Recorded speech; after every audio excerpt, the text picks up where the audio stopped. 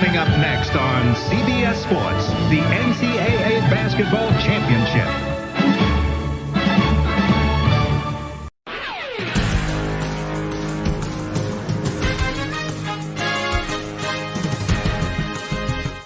Hey there, it's Gary Parrish. Welcome back to the CBS Sports Eye on College Basketball podcast, where we sometimes discuss camel fighting, dodo birds, leaky black. The Eye on College Basketball podcast is brought to you by Jersey Mike's. Jersey Mike's, a sub above. Kyle Boone is here with me. Strong jaw. If you're watching on YouTube, smash the like button like you're Brandon Davies. You have consent. And if you haven't done it already, please subscribe to the College Basketball, CBS Sports College Basketball YouTube channel while you're here. Let's get into it. We got some more madness on Friday afternoon. Might as well start there. Final score, Yale 78, Auburn 76. That represents Yale's second NCAA tournament victory. It means the Ivy League has advanced in the NCAA tournament for the second straight year, and it's another disappointing loss for the SEC, which has not done so well in this NCAA tournament. Strong Jaw, you tell me, what's the story? The Ivy League advancing again, or the fourth SEC team, in this case, the SEC tournament champs, losing a round of 64 game to a double-digit seed? Yeah, shout out to Yale. That's obviously good for the Ivy League. It's good for Yale. This is Yale's second ever NCAA tournament win. Of course, the first one gave us that magical moment with Torian Prince. How does Yale out-rebound Baylor? But I think the bigger story, right, has got to be the SEC.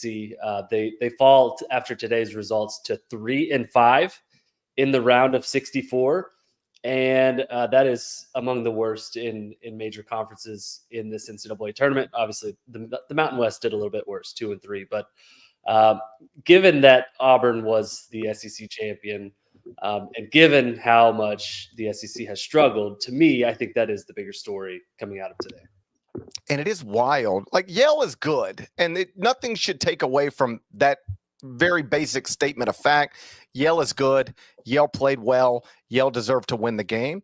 But it is also true that Auburn had not lost a game like this all season long. What I mean by that is that Auburn was 24-0 heading into this game against teams where the opponent was let me rephrase it. Auburn was 24-0 in opportunities outside of quadrant one. So any quadrant two opportunity, any quadrant three opportunity, any quadrant four opportunity, they never lost one all season. Every loss they had was inside quadrant one. Today they're playing Yale, where Yale fell in the net rankings, made this on a neutral court a quadrant two opportunity, and they lose it. So they're now 24-1 outside of quadrant one, and it just got off to a bad start. It just had bad vibes the entire game. Chad Baker-Mazara gets ejected 3 minutes in for chicken winging an opposing player on the way back down the court. And I understand that, there was stuff that led up to that moment, but this is the cliche of the second guy always gets caught. No matter what led up to that moment, you can't do that in that moment. It's the third leading scorer for Auburn. He's removed very early, and everything after that was just a fight. So disappointing ending to an otherwise, I think, good season for Auburn. But like you said, the SEC, they now have 5 losses in this event, and 4 of them are to double-digit seeds. 4 of them to double-digit seeds. You got number 14 Oakland, a 14-seed Oakland over Kentucky, a 13-seed in Yale over Auburn, an 11-seed in Oregon over South Carolina, and a 10-seed in Colorado over Florida. That's not the way this was supposed to go for that league. Not great. And I'm going to give a shout-out here to John Polakidis. 28 points. He was an electric factory for Yale today in that win. Bruce Pearl, after the game, I think he handled it with grace. Obviously, it's not great. You're a top-seeded team. You're losing to a Yale team that you were heavily favored over. But he basically said, Yale was the better team. Like, we had a plan that we thought would work. It didn't work. They shot it well. They played defense well. And it was an impressive victory, I thought, for Yale, and credit to them and how they prepared for this game today. So now on Sunday in the East region, we're going to have a 13th seeded Yale against a 5th seeded San Diego State. And that's because San Diego State did win its round of 64 games, 69-65 over UAB. That was closer than I think maybe some of us thought it would be. Jaden Ledee was terrific. He took 18 shots, made 11 of them, 32 points, 8 rebounds. The Aztecs are now just 1 win away from their second straight appearance in the Sweet 16. And I don't mean to say it this way because, again, Yale is good, but anytime you have to play a double-digit seed to get to the Sweet 16, you are in an advantageous situation. And so San Diego State finds itself in a position where they'll be favored in this game for a reason, and they've got an opportunity. This doesn't happen too many times outside of the traditional power structure. Gonzaga, of course, notwithstanding, when you can get back to back. But San Diego State is one more victory away from doing that. Yeah, and it looked there for a little bit like two of the final four teams from last year were potentially on the brink of getting eliminated. But Jaden Ledee was awesome in this game, 32 points. San Diego State ends up squeaking this one out over UAB, sets up a really interesting matchup. Obviously, good chance to make it back to the Sweet 16 now. Let's stay in the East region where Northwestern and Florida State actually got the day started. That was on CBS, America's Most Watched Network of Stars. Final score, Northwestern 77, FAU 65 in overtime. Your rare 12-point win in overtime. Ron Langborg took over in OT, scored the first 7 points for Northwestern, finished with 27. Let's stop here for a second because obviously Northwestern is going to go on to play UConn. UConn blew out Stetson 91-52. Huskies were up 33 at the half, cruised to a 39-point win. All 5 starters scored at least 12 points. So we get UConn and Northwestern on Sunday. Let's stop here and focus on FAU. A lot of attention on the final possession of regulation. Northwestern goes down, ties it, and then Janelle Davis gets the ball, and there's time on the clock, and he's coming up to court, and he either lost track of time, and I want to ask, or he thought he was Damian Lillard. What happened? Did Janelle Davis for a brief moment think he was Damian Lillard? Because even Bill Rafferty, the legend, speaks for all of it. He said, what's he doing? As he was just sort of decided he's going to pull from wherever at some point, missed it badly. I think it got blocked, and then they go to overtime, and they just got blown out. Obviously, that'll weigh on him for like, he'll have that in his head forever. He'll wish that he would have handled that final possession a little differently. What do you think happened there?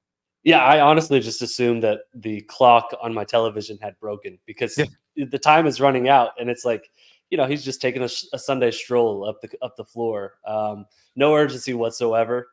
Dusty May was actually asked about it after the game, said, I think he put it politely. It wasn't the look that they wanted, which, like, of course, you don't want to settle for a buzzer-beating heave to end up going to overtime. They end up losing the game. So, yeah, I think he honestly just lost track of the situation, lost track of how much time was on the clock. It happens. It doesn't happen very often, and especially in an NCAA tournament game with these types of stakes. But it happened against Northwestern, and Northwestern obviously huge in the second half and in overtime. Langborg, 27 points. 25 of his points came in second half and overtime. Boo Buie was fantastic. Really like this Northwestern team. Made a lot of shots in the second half and overtime. All right, Strong Jaw. I guess let's just go ahead and do this now. FAU season is over. Where do you think Dusty May is coaching next season? Louisville, Michigan, Vanderbilt, FAU, somewhere else? Where's Dusty May at on opening day next season?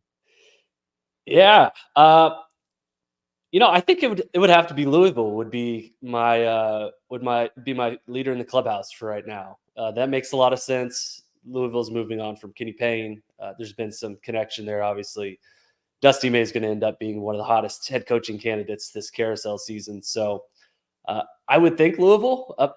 Do you think there's another contender maybe lurking out there, like Michigan or even a Kentucky? That seems kind of wild to think about. Well, like obviously with what happened on Thursday night, the Kentucky situation is at least theoretically up in the air. It might not actually be up in the air, but the fan base is done.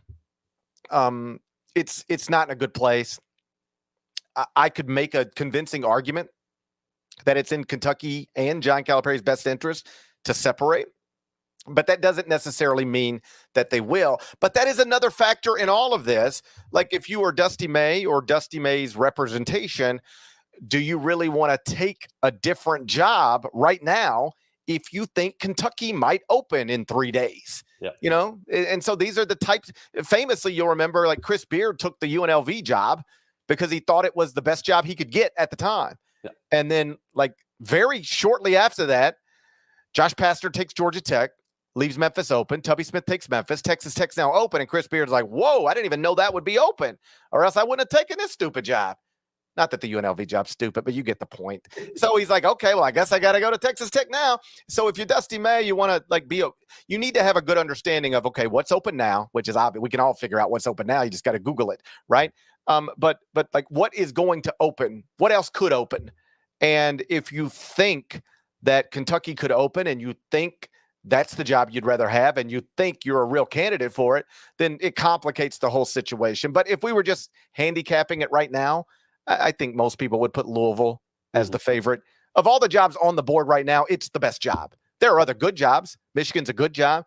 Vanderbilt is, I know it's been bad, but like there are some things that make that a good job, like a private school, an unbelievable city to live in. There are things that make that at least interesting to a certain type of candidate, but ultimately Louisville's the biggest job open right now. If we were just handicapping it, I would make Louisville the favorite, but as always, we'll see. So that's the East region. We got it covered. We'll do the Friday whip around next and get to the other regions. But first, just a word from our partners. We need your sports news anywhere. We've got breaking news to bring you. Then get your sports anytime you want them. Big trade news overnight to discuss. Because we know you need sports all the time. A lot of movement in the rankings this week. A legend adds to their legacy. We're bringing you that breaking news right here on HQ. CBS Sports HQ, anywhere, anytime, all the time. All right, let's move on to the South region where we actually had 6 games today. I want to start with the top seed in the South. That's Kelvin Sampson's Houston Cougars. Final score, Houston 86, the Longwoods 46. Longwood lost by 40, but did score 4 more points against Houston than Virginia scored against Colorado State. And they made sure to tweet that on Friday night.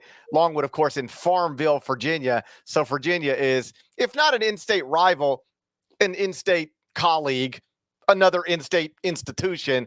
So Longwood took their loss in stride and got a chuckle out of it. Also in Memphis at FedEx Forum, final score, Texas A&M 98, Nebraska 83. Wade Taylor got 25 points. A&M shot nearly 50% from the field. So on Sunday, it's a battle of Texas, A&M against Houston. Do you give the Aggies a chance against Houston? I do, yes. I think Houston obviously going to be a favorite. Texas A&M played really well today. I thought they looked really good. Wade Taylor's fantastic. And this Houston team's a little bit banged up. I think it's kind of the scary thing that's kind of lingering out there. Kelvin Sampson after the game said, kind of glad we lost early in the Big 12 tournament because we needed our guys to get a little bit more fresh, needed to get them a little bit more healthy.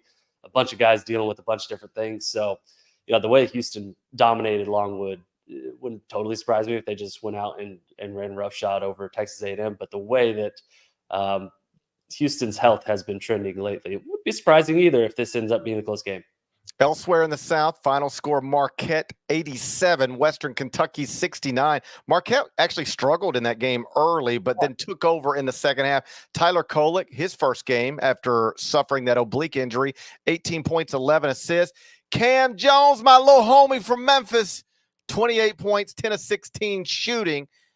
Their next game is going to be against Colorado, and that's because Colorado beat Florida 102-100. Colorado now 10-1 in its past 11 games. In that stretch, 5 quadrant one wins. Shot 63% from the field against Florida.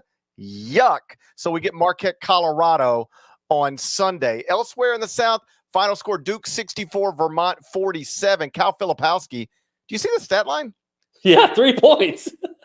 1 shot in 37 minutes. Do you think Cal Filipowski's ever played 37 minutes in a game before and taken 1 shot? No chance.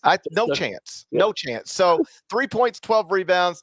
Duke wins by 17. Final score, James Madison 72, Wisconsin 61. Terrence Edwards 14 points, 5 rebounds. After the game, he actually said, I thought it was a great post-game interview. He said, listen, when you grow up, everybody dreams about Duke, and it's Duke, and that's what you think about. And now we get to play against these guys, and it's Duke. We got a lot of respect for them, but we have believed all season long that we can play with these teams, and now we'll get a chance to show it again this weekend. They now got 2 wins over Big Ten teams. They've only lost 3 times all season. And I made this point on Bracket Breakdown on CBS Sports Network earlier tonight. This always happens, or at least it often happens. There's a team like James Madison from a mid-major league, and they get this incredible record, and maybe they got one good out-of-conference win, like the Michigan State win, but then they take a goofy loss somewhere in their league, and they take another loss somewhere in their league, and somebody says, well, yeah, but look, they don't have the quad 1 wins that the Big 12 teams have, and now they got this goofy loss and this goofy loss. I guess they're a 12 seed. But the thing that people, and I'll never remember who said this to me one time, but it just sort of crystallized how to, or at least a way to better evaluate schools that play in leagues like this and then put up records like this. They get dinged so hard for losing, a game in that league. It's like, how could you lose a game in that league if you're supposed to legitimately be a top 25 team? So now you can't be a top 25 team no more. The point I made, and somebody made this point to me, and now I just repeat it all the time, but I think it's the best way to illustrate, you need to understand what you're dealing with here. My point is this.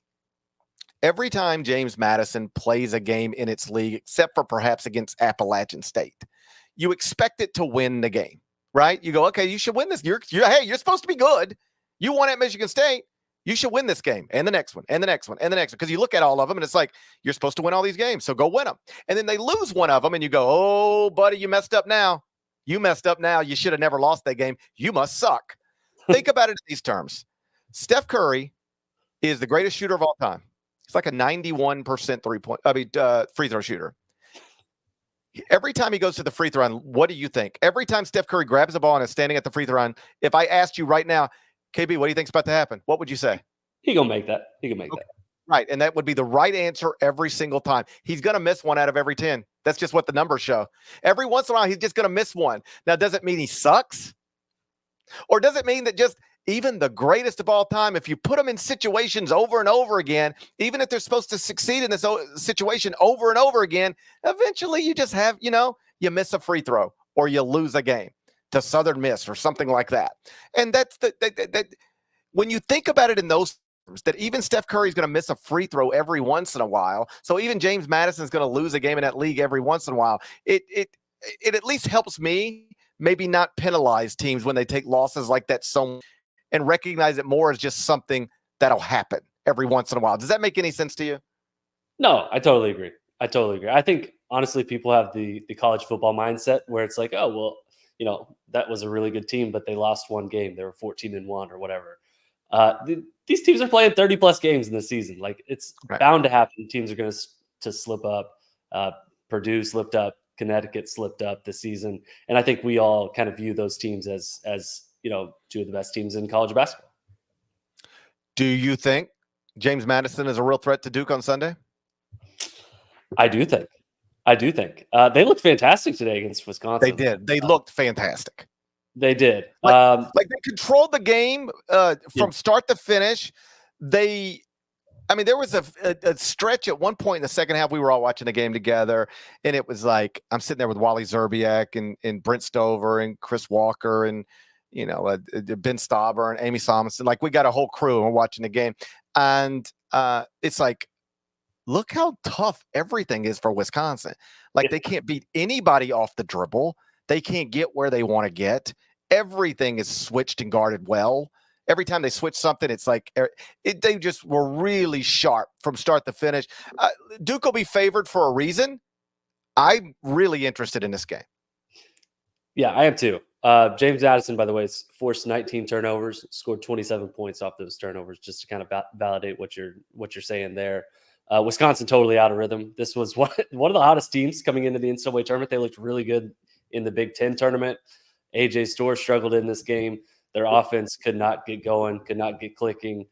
This is going to be a big test, I think, for Duke's guards, who I think against Vermont played really well. Jared McCain, Tyrese Proctor, Jeremy Roach all had big games in that first round win today.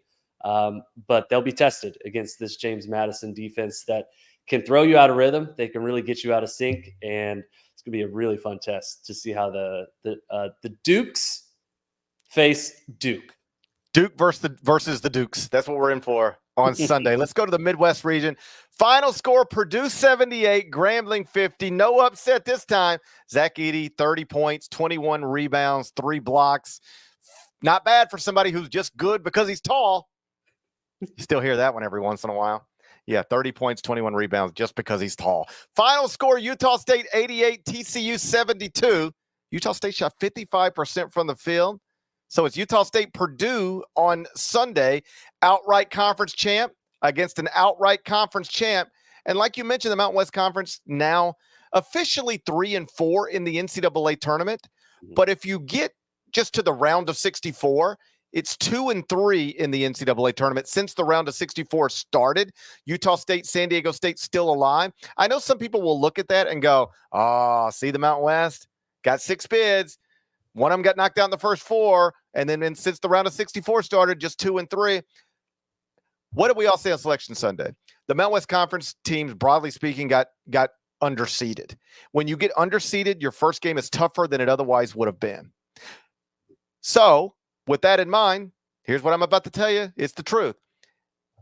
Mountain West Conference has played 5 games in this NCAA tournament since we got to the round of 64. So 5 games since the start of Thursday. They're 2-3.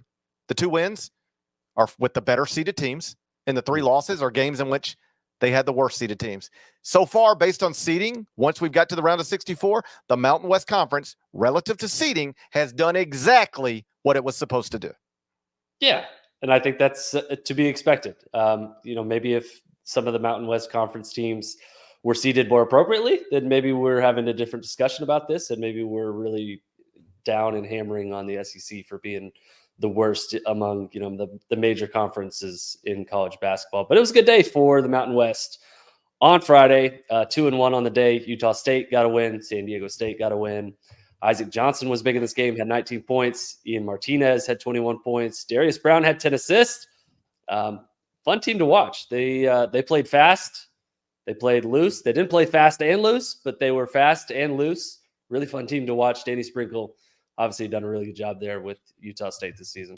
In the spirit of just being consistent, if I'm going to ask you if I think A&M can give Houston a scare, let me ask you, do you think Utah State can give Purdue a scare? No, I do not. Yeah. I do not. I was impressed by what I saw from Utah State today, and I think that their front court could give Edey some problems, but the way that Purdue is clicking right now, both with Edey and with the rest of that backcourt, the way they shot today against Grambling, I think Purdue's kind of at a different level right now. This matchup, it tears my heart in two. It tears my heart in two because I'm like 60% Boilermaker, like 40% Aggie.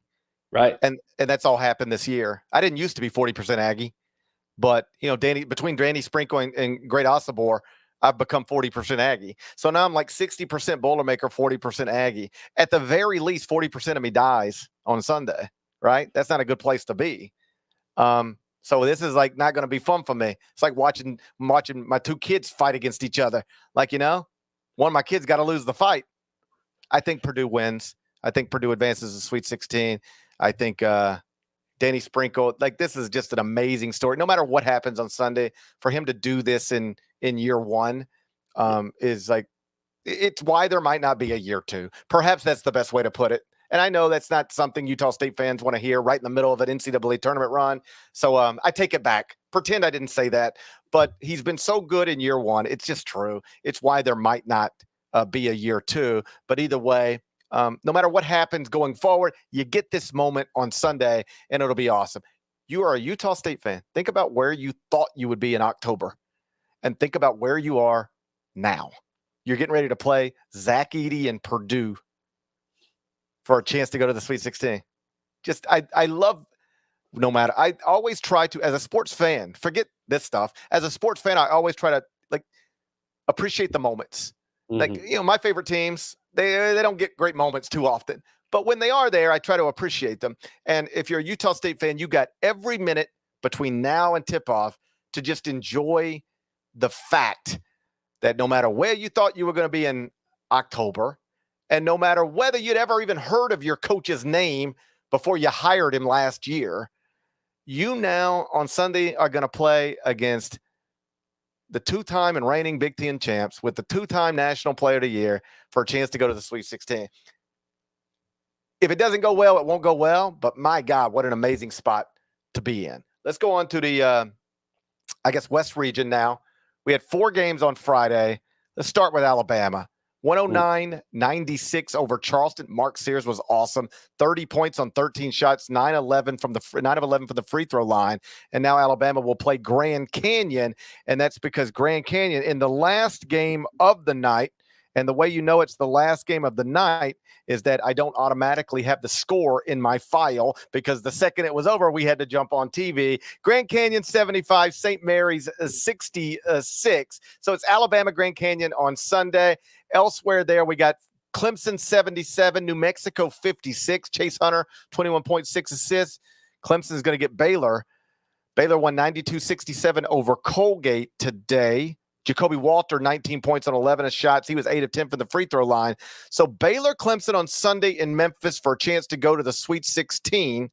And did you see the games in Memphis today? Felt sick for my hometown. And for my friend John Rothstein, who's on the sideline in Memphis. They had 4 games in Memphis today.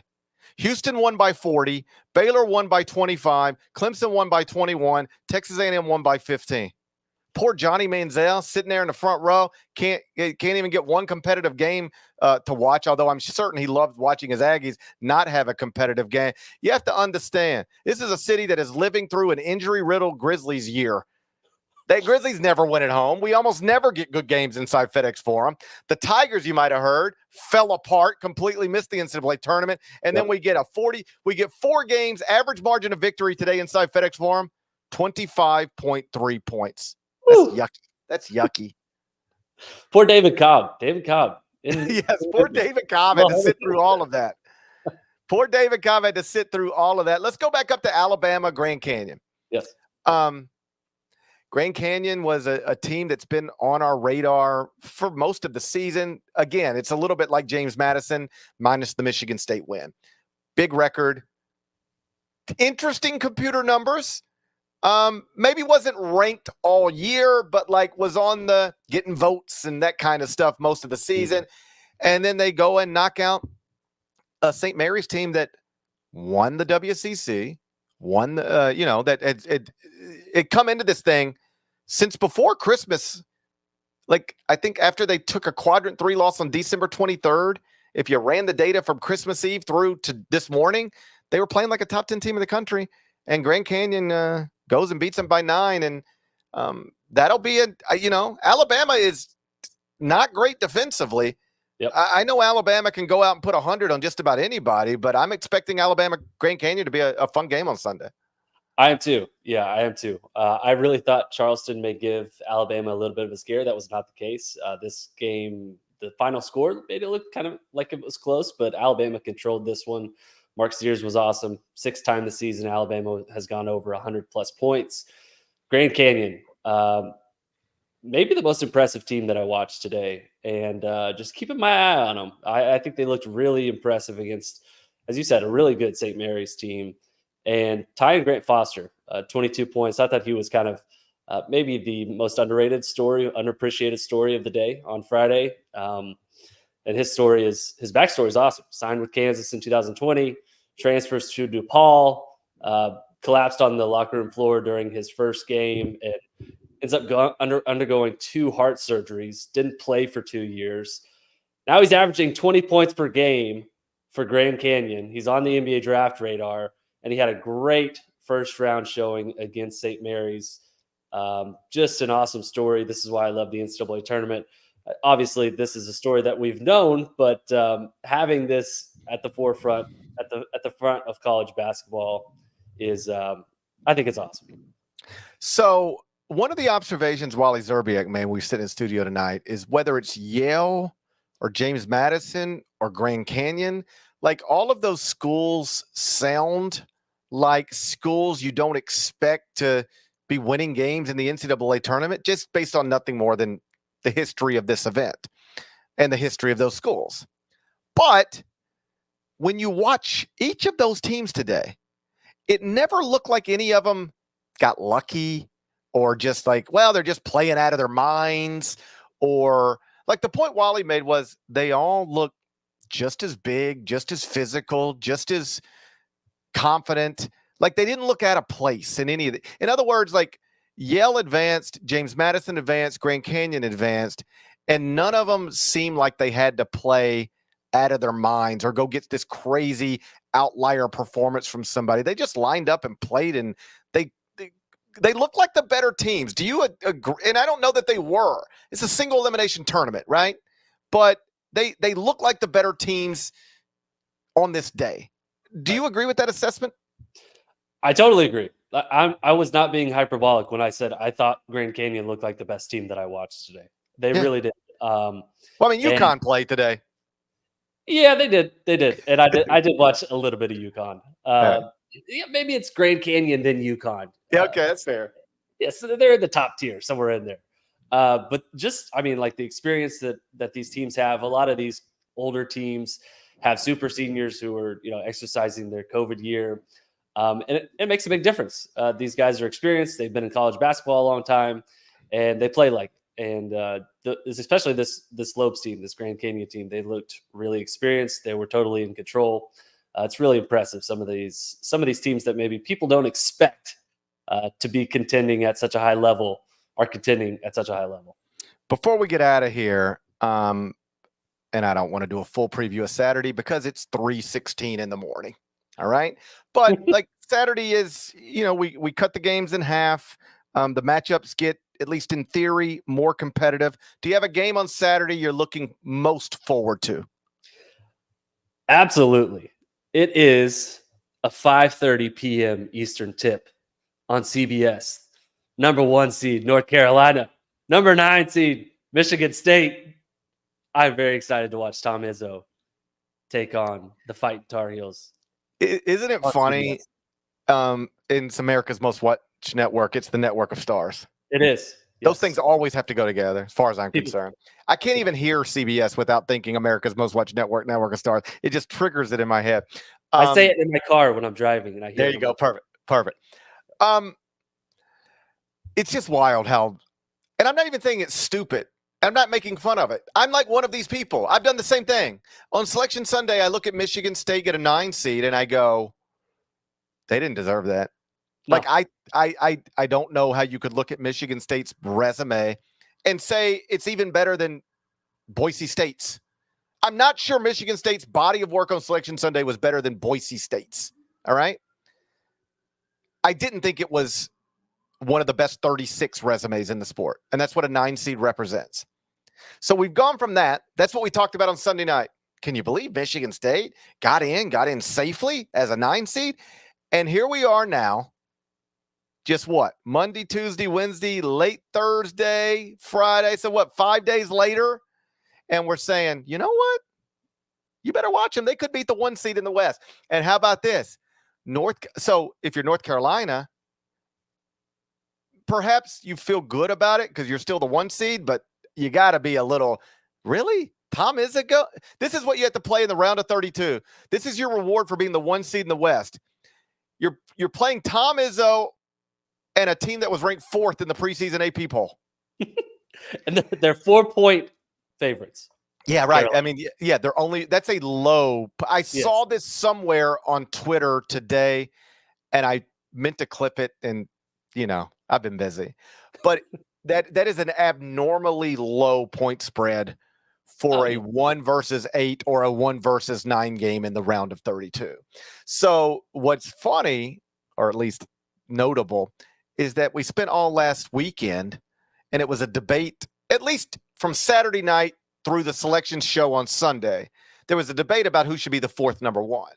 And North Carolina fans were convinced it should have been them. And honestly, most of the rest of us outside of the selection committee thought it should probably be Iowa State based on the merits of the resume. You'd be better off right now. Let me just ask you, who would you better be right now? Iowa State getting ready to play Washington State, or North Carolina getting ready to play Michigan State? Who would you rather be? I mean, I'd still rather be Carolina, just because you're Iowa State. You still got to go through UConn. That's probably okay. That's probably a fair way to put it. And when I argued I would rather be the 4th number one out west than the 2 in the East or whatever. That's what I based it on. I'd rather need to beat Arizona in theory to go to a Final Four than to have to beat UConn. Yes. But just let's pin it down to Sunday. Forget trying to go to a Final Four. If you're trying to go to a Sweet 16, who would you rather be tomorrow? Or on Saturday. If you're trying to go to a Sweet 16 on Saturday, let's pinpoint it down to that. Who would you rather be, Iowa State or North Carolina? I would prefer not to be Hubert Davis at this very moment in time. I would not like to be North Carolina. You get a Michigan State team that is looking pretty good. They're a 4-point underdog, firing on all the right cylinders right now. This is a tough draw for Carolina. I think I'd still pick them, but among the number 1 seeds playing in the second round, this is clearly the most brutal draw of all the 1 seeds. Right. And then, in terms of other big brands, Gonzaga, Kansas is obviously great. That's also on CBS, 3:15 p.m. Eastern, America's Most Watched Network of Stars. And then I mentioned, if you're San Diego State and you get to play a double-digit seed for a chance to go to the Sweet 16, you always feel good about that. Well, we got this interesting game, 7-10 tomorrow, not Saturday night, Oakland, NC State, 2 teams that needed to win their conference tournaments to make the NCAA tournament. And now all they have to do, this is true for both of them, they just have to beat a double-digit seed to go to the Sweet 16. So it's like, this is the wonderful thing about this bracket.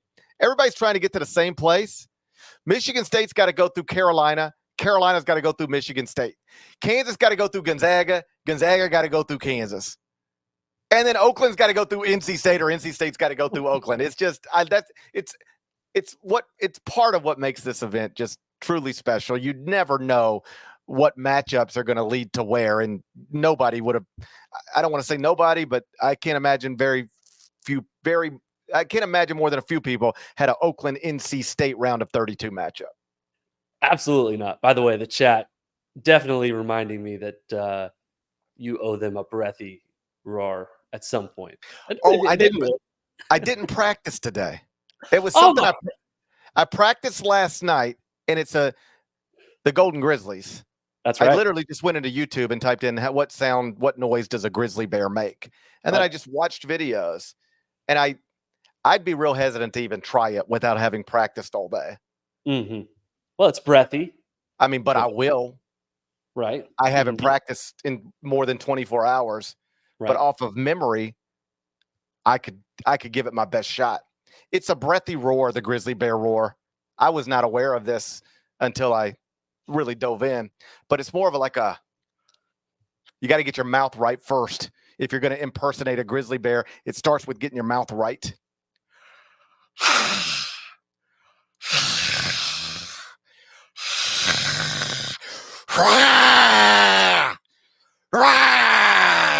It's something like that.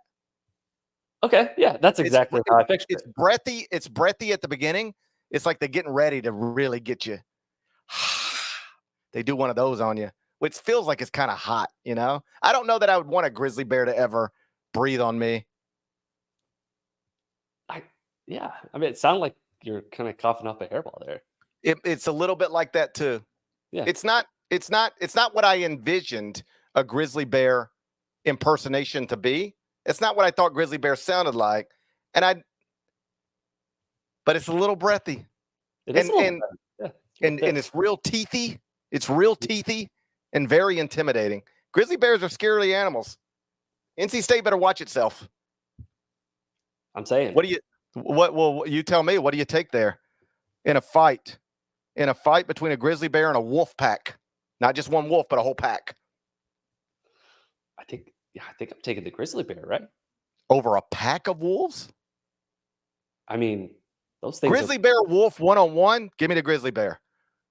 Grizzly bear gets a pack of wolves? That's almost I think that's tougher, but I don't have any idea. But how breathy is their roar at that very moment in time?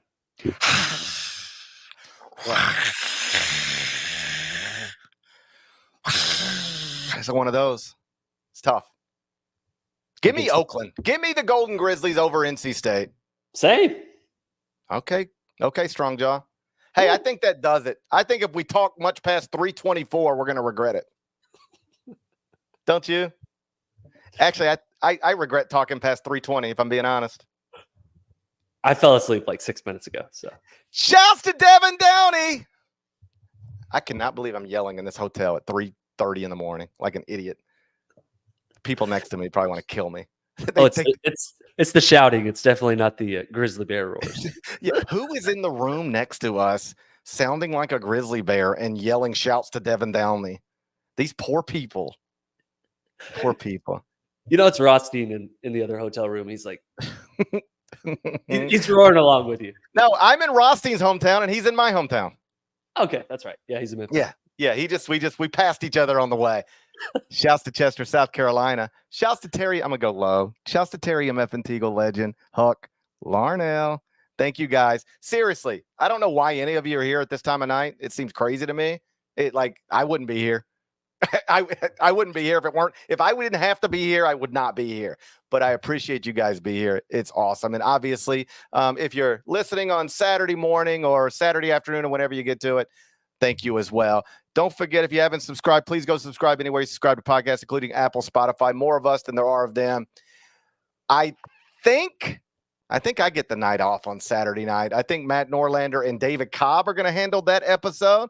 So I'll talk on TV till about 2 a.m, and then I'll be able to call it a night. But I'll be watching, and I hope you guys are as well. Till then, take care.